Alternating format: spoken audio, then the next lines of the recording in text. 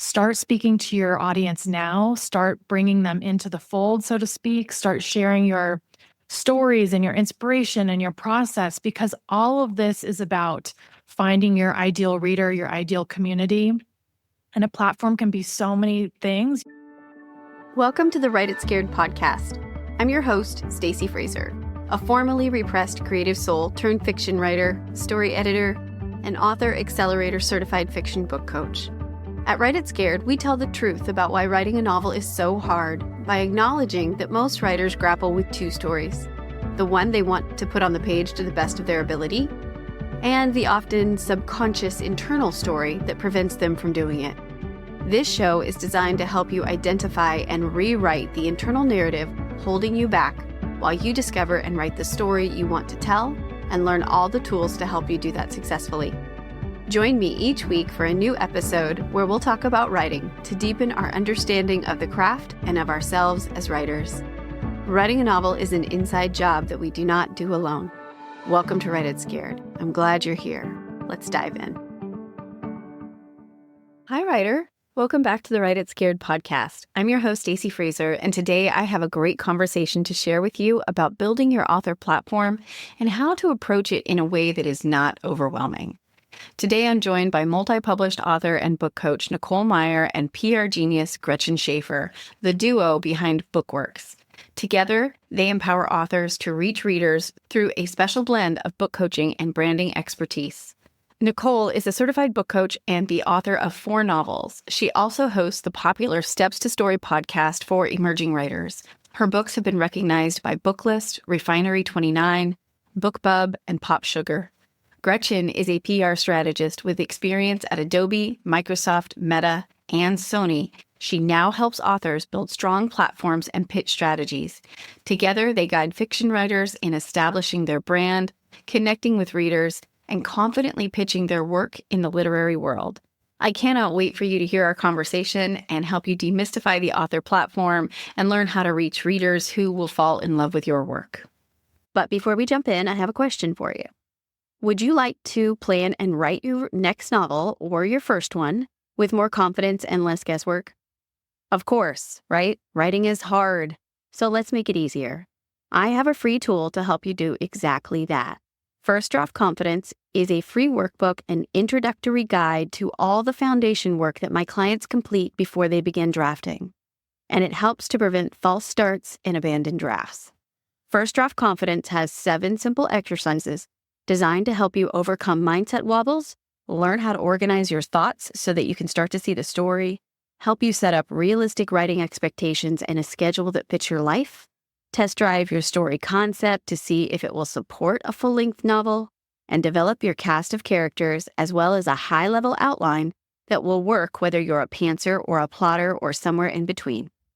Plus, it has resources on how to format your novel to publishing industry standards, word count expectations for your genre, recommendations on excellent craft books for drafting novelists, and links to resources to answer all your big questions about story structure, character arcs, writing backstory, weaving in conflict, hooking readers, and more.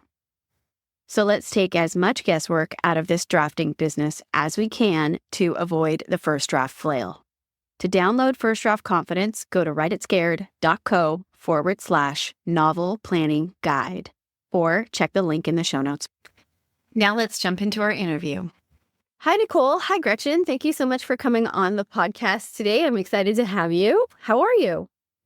Hi, Stacey. Thanks for having us. Right. Hi, Stacey. Thank you. It's great to be here. Yeah, so today we are discussing this mysterious entity called the author platform. And we're going to talk about what it is and what it's for, and when writers need to be thinking about it and how they can get started without feeling overwhelmed. But before we dive into that, I know I gave you both a bio, but please, if you would, share with our listeners just a bit more about your journey and how you became the duo behind Bookwork, which is an agency that helps authors build platforms and pitch their work. Yeah, I'll start. This is Gretchen, and Nicole and I have been first longtime friends, but over the course of our friendship, and we were always been interested in each other's work and backgrounds, and bouncing ideas off of each other, we came to kind of an understanding of like, hey, what I do in my PR marketing world fits really well with what you do in your coaching and working with authors and editing world. And how could we do something together that supports authors? And so we came up with this idea of an author platform business, and knowing that this is something that authors really need right now. And the combination of our kind of unique skill set and our personal passions have really turned it into something that is exciting. And we started Bookworks from that. And I'm sure I'm missing other key points, Nicole. No, I think that really sums up, our genesis of how we put this agency together. But honestly, Stacy, working with so many fiction writers who work so hard on these beautiful manuscripts, I was seeing time and time again that at the end of that journey, they would say, now what? How do I reach a reader? How do I look good to an agent or a publisher? How do I think about self-publishing? And they really were needing help building that bridge from a platform to their audience. So that's really what inspired us. I love that. Well, let's dig in. Let's define what an author platform is and what it's supposed to do. Yeah. You want to jump in, Gretchen? I mean, I know my understanding of platform is the ability to reach readers, but there's so many moving levers and components of it that I feel like it is an overwhelming subject. So, yeah. And I think what we said before is, you've written this wonderful manuscript, and now what? And it's really like, how do you not only get an agent and all of those things, but it's like you want people to read your work. So how do you develop that platform where people can find you and know about your work and what you're doing as an author? And bringing that platform shows agents that you have an audience and that you can, bring people along to buy your book eventually. So it's really a collection of different ways to build your own thought leadership as an author. So it's not just social media. And a lot of people think, oh, it's, I need to be on all these social media platforms. That is a component of it, but there's also lots of other things that you can do to build your platform and build that potential audience. Yeah, I love reminding people that, because that's the biggest misconception is people think, oh, I got to dance on a video, on social media. And that's not it at all. It's about reaching that readership. And Gretchen touched on, yes, it's wonderful if you want to pitch agents and go the traditional route, but it's also for people who want to self-publish. Start speaking to your audience now, start bringing them into the fold, so to speak, start sharing your stories and your inspiration and your process, because all of this is about finding your ideal reader, your ideal community. And a platform can be so many things. It's really an online presence, but that varies from author to author, and it varies on the genre you're writing. It varies on where your ideal reader is living and getting their entertainment. So it's actually really exciting because there's so many different kinds of opportunities when we say platform. In a way, it's a very murky time, but it's also a very exciting time. I think it's more important to establish that connection and trust with your audience than ever before, because it's a little scary, honestly. Like you could, you click on something and you don't know if there's a real person behind it or not. Right. So, right. Yeah, and you brought up an interesting point, Gretchen, that if you have an established connection or an established platform, that might make you more interesting to agents or publishing houses. I feel that that's true on the nonfiction side. But on the fiction side, do you feel that holds the same weight?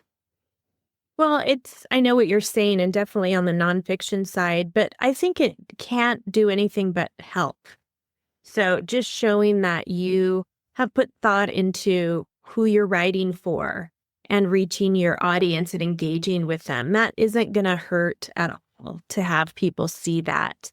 I mean, sure, you don't have to do anything and just hope for the best, but chances are, if you're put up against an author that has a platform, that has established something already, that's engaging with their community in some way, that is going to look better to agents. And also, if you publish, you have something to, give people.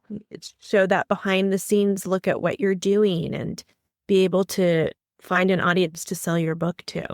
Mm-hmm. For sure. It is so key for all writers, no matter what your genre, to learn what it's like to speak to an audience before your work is published. I can speak from personal experience. When I learned to do that, my very first writing gig was writing maybe like 2-paragraph blogs for my local visitors association. And from that, I learned what resonated with audience. I learned how to grow and sort of sharpen my author voice. I learned how to receive feedback, and that really only fueled my creative process moving forward. So I think anytime a writer has a chance to reach a community, reach an audience that's interested in their message or their genre or their themes, like Gretchen said, it's only benefiting them. Were you scared the first time that you?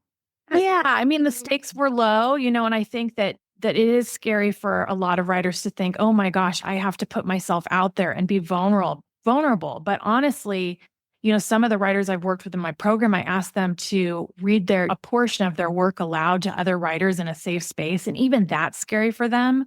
But once they get over that hurdle, they get excited to share more and more about their inspiration, their work. And the same thing goes for your platform, is start small with low stakes. Everybody knows that saying of it's okay to start messy, just start, because you'll learn your voice. You'll learn how you like to talk to people, how you like to show up for people, and you'll learn what's resonating with them.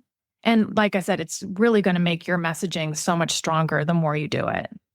I love that. Start messy, low stakes, just like you would a book. Yeah, exactly.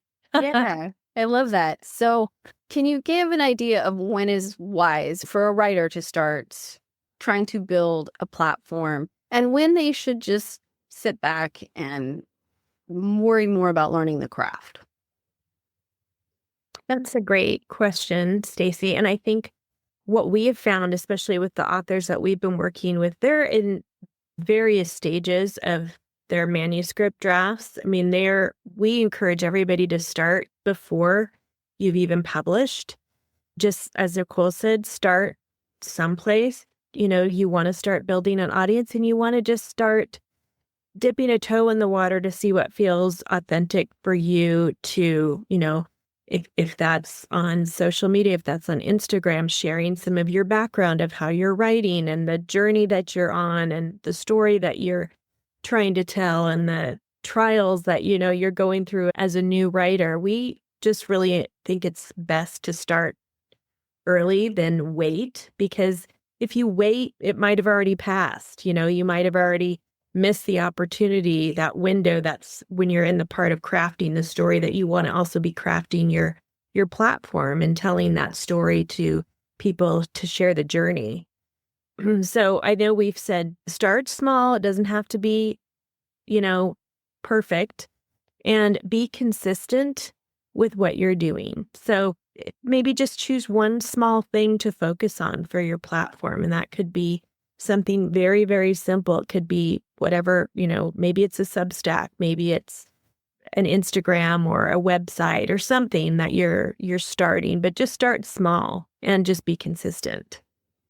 Yeah, and I was going to add on to that. That's so great that you mentioned all those places, Gretchen. There are different places to show up, as we all know.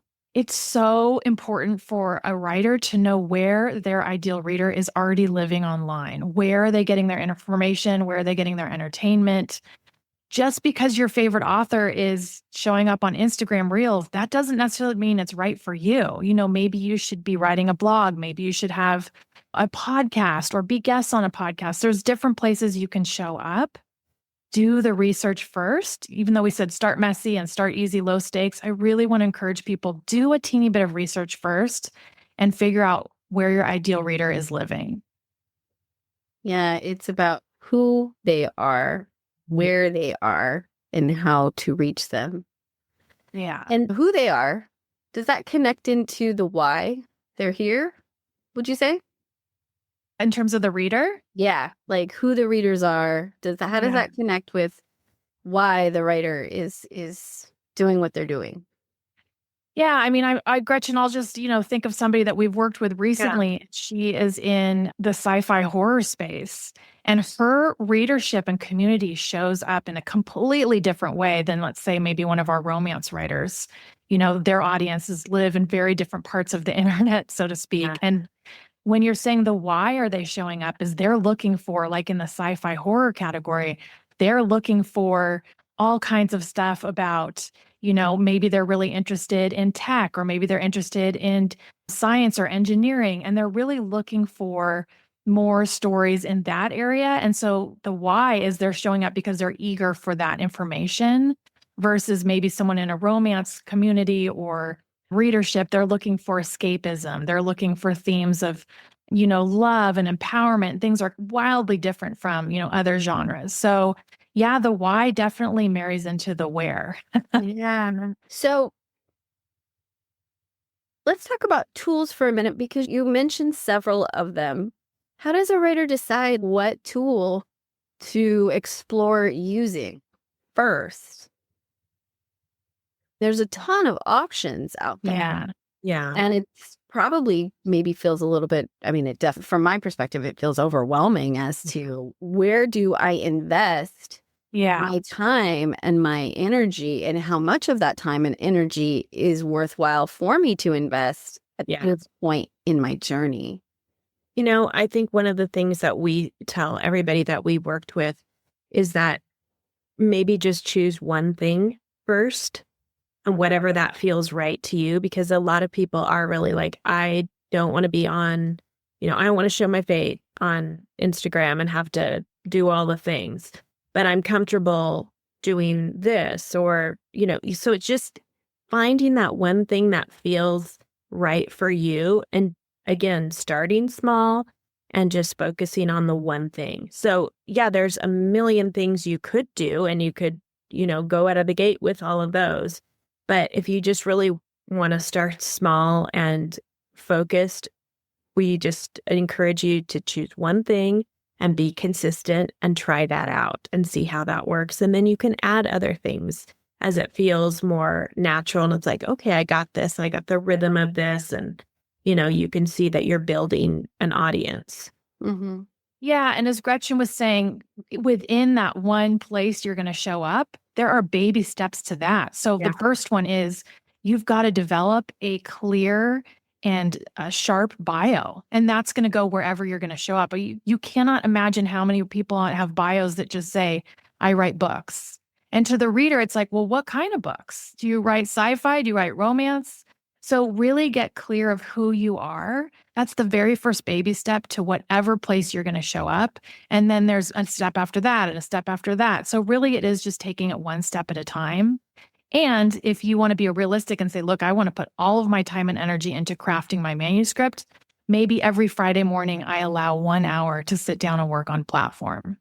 That's great. That's very practical and very approachable. I run into a lot of writers who I always do an intake and a strategy session with them as far as how we're going to march out for goals and all of the things. And sometimes it is like, grow my following, grow my platform. And it's very non-specific.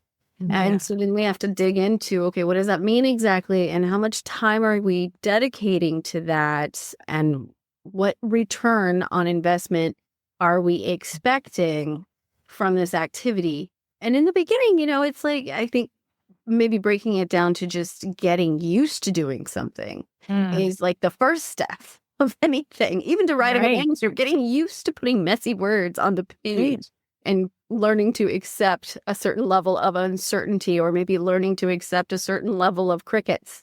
When you're first building a platform, it's kind of the same thing, but kind of understanding where you're going. And that was my next question actually, is when you're building a platform, I mean, the purpose is to be able to reach out to communicate with readers so that they know what you do, they know why you do it, and then buy your product, because eventually a book becomes a product. So how important is the email list in this respective author platform, and at what stage in building your author platform should you start trying to collect people's email addresses? Yeah, right away. My answer is yesterday. I mean, my answer with platform is yesterday, and my answer with email lists is yesterday. And it can be just starting with 3 people. Maybe it's 3 people who live on your block who are just curious about all your writing. It doesn't have to be this big thing, but whether you're on a Substack, whether you have on a podcast, whether you have a blog, whether you have social media, all of those places are opportunities to say, if you want to find out more or get updates or hear about my book that's coming out, here's my email address, here's my freebie, here's whatever it is you want to, whatever way you want to capture an email list, because that is gold. And honestly, you can take an email list wherever you go. So yeah, yesterday. Yeah. And I think that also is kind of a misconception too, is just that platform is about numbers of followers or numbers, like Gretchen said earlier, it's not necessarily that. It's your ability to reach people and influence, right? Yeah. I mean, you could have 2,000 people on your list, but none of them buy because they don't have a sort of rapport with you and no one's engaging back and forth. You could have 20 people on your list that you guys engage back and forth via email. You ask questions, they respond, and those people are buying your book because they're way more connected to you and your journey. Wouldn't you agree, Gretch? Yes. I mean, I think what we're seeing, and everybody can tell, especially right now, all the social media platforms, you don't own that space. You don't own those, likes and followers. That is up to the algorithm, and that is changing all the time. So those things are great tools for sure. But your email list is really kind of your own gold, right? It's like the people that you're in contact with, like Nicole was saying, you have control of that and can reach those people, whether or not you have social media or not. And that's pretty important, especially today. So let's talk about practical tips fiction writers can use to begin building their platform.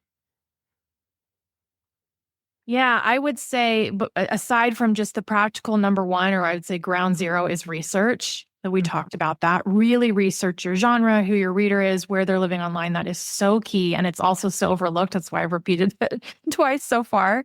But then the next thing is, look, maybe you don't want to invest thousands and thousands of dollars to build this big, shiny website. Great. You don't have to start there. You don't have to start big.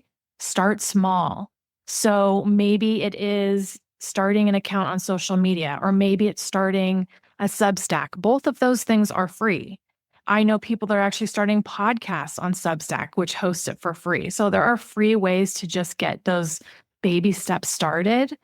But I think that the first step is a bio. The second step is think about the pillars. Like, what sort of things are you going to talk about? We don't want to hear about the pizza that you had last night because it has nothing to do with your historical fiction novel. We want to hear more pillars that have to do with your writing and themes that interest you and that will interest your readers. Do you agree, Gretchen? Yes, absolutely. And I think for some people that already have somewhat of a following or some type of platform already or social media outlet, it's maybe making some simple changes to that to shift the focus, like Nicole was saying. We don't want to see the pizza, or, shifting the bio to be more inclusive of what you're doing, and just tighten a few things up so that it starts to formulate into more of an author platform than a personal platform. Yeah. I think it is hard to stay focused on who you're talking to sometimes versus just talking about yourself.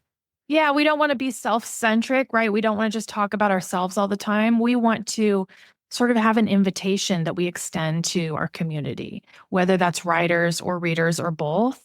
Extend an invitation and say, I'm loving these 3 historical fiction books, and here's why. Who else? Or who else has a title for me? And then you start engaging. And then the next part, maybe you share, here's what is inspiring me about my historical fiction manuscript. So we say little steps one at a time. It's an invitation. Bring people in. I love that. Okay, so this has been incredibly informative. We've talked about what an author platform is, what it's supposed to do, when you should consider starting to build one. The answer is now, as Nicole said. Better now than later. Would you like to share more about what Bookworks does and how you work with writers to help them navigate building their author platform? Yeah, I mean, we work with a variety of authors at any stage in the process. You can find kind of everything that we're about and what we offer on bookworks.co. We kind of have a nice outline of our packages, but we do anything from strategy, kind of jumpstart session for your platform to building out like a full platform customized plan for authors that includes like a step-by-step calendar. So it just really helps take the guesswork if you're really stuck and need kind of help on getting everything going. We do research on your comparable titles and all sorts of things. We also have another package where we help with agent queries and coming up with a tiered spreadsheet on who you should pitch. So that's a little bit separate than the platform package, but those are ways you can work with us. Wonderful. And where can we find you? At bookworks.co. Am I missing anything on that, Nicole? And then same on Instagram. So the website's bookworks.co. And then if they're on Instagram, they can find us at bookworks.co. Right on. Thank you so much for coming on the podcast today. Thank you, Stacey. It was great to be here. Thank you for listening to the Write It Scared podcast. If you enjoyed today's show, please make sure to hit the follow button so you never miss an episode. And please leave a review. Reviews help other writers like you find the voices and messages they need to hear to continue to write their stories. Let's lift each other up. Remember, you can be scared and still be unstoppable. I'll see you next week.